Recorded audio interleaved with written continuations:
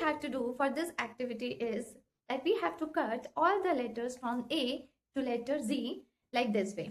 Okay, I like this shape, so I cut all the letters in this shape only. You can cut in whatever shape you like, right?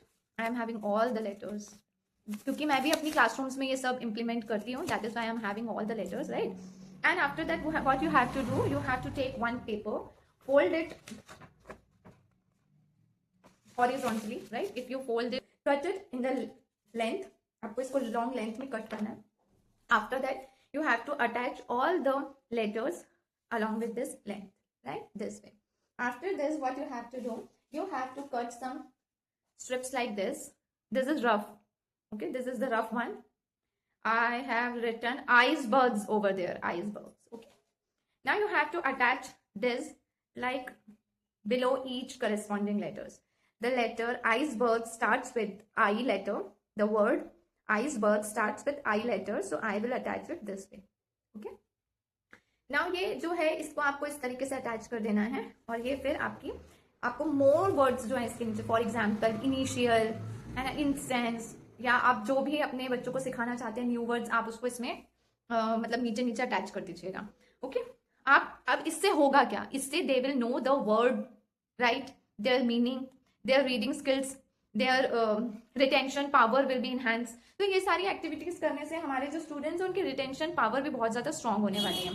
ठीक है, तो आपको basically करना क्या है, ये आपको बहुत अच्छे से समझ में आ गया. अब इसके बेनिफिट्स मैं आपको एट द एंड अच्छे से समझा दूंगी. अब आपको इसको इंप्लीमेंट कैसे करना है क्लासरूम में. आप इसको अपने सॉफ्ट बोर्ड या अपनी क्लासरूम की वॉल्स पे बहुत ही इजीली अटैच कर सकते हैं. मैं यहाँ पे साइड में आपको शो कर दूंगी कि मैंने अपनी क्लासरूम्स में इसको किस तरीके यूज किया है.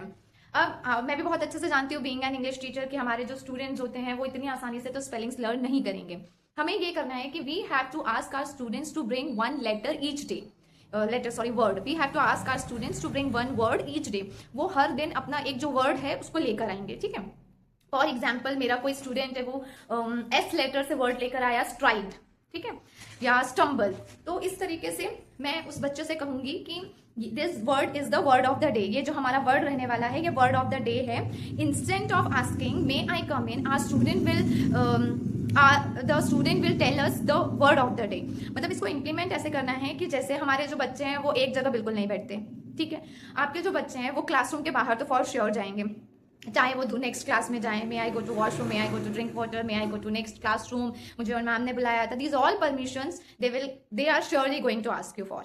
अब जब वो हमारी क्लासरूम के बाहर जाएंगे एंड जब वो वापस आएंगे, instant of asking may I come इन, वो बच्चे हमसे ये मतलब हम उनसे ये पूछेंगे कि what is the word of the day. तो वो हमें पूरी स्पेलिंग बताएंगे, मीनिंग बताएंगे. जब हमारा बच्चा हमें स्पेलिंग और मीनिंग बताएगा तो क्लासरूम में जितने भी बाकी बच्चे हैं वो कॉन्शियसली सबकॉन्शियसली उस वर्ड को सुनेंगे, उसके मीनिंग को सुनेंगे.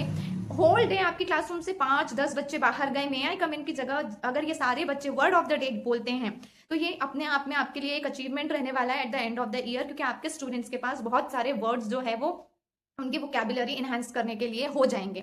मैं आपको एक एग्जांपल देती हूँ. जैसे मेरा एक स्टूडेंट है, वो मेरे पास आया, उसने मुझसे पूछा मे I go to washroom, right?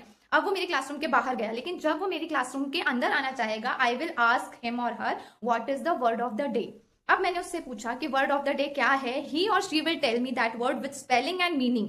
If he will tell me the correct word और the meaning, he will come inside. If he will not tell me the correct word और meaning, I will ask another student to tell him. Class में 2 बच्चे तो ऐसे होंगे, एक तो ऐसा होगा जिसको याद होगा कि हमने सुबह इसका मीनिंग क्या सीखा था. स्टम्बल मतलब लड़खड़ा के चलना, नॉट मतलब टकरा के लड़खड़ा के चलना, नॉट वॉकिंग प्रॉपरली. तो इस तरीके से हमारे जो बच्चे हैं वो एक दिन में एक वर्ड सीखेंगे और हमारी पूरी क्लासरूम में जितने भी बच्चे प्रेजेंट हैं उनको ये वर्ड्स जो है वो बहुत हेल्प करने वाले हैं.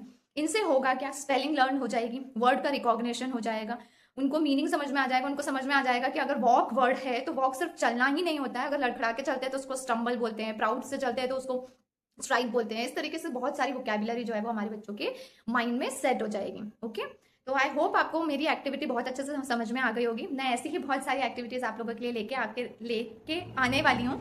तो प्लीज मुझे सपोर्ट करने के लिए लाइक, शेयर और सब्सक्राइब करते रहिएगा. Thank you.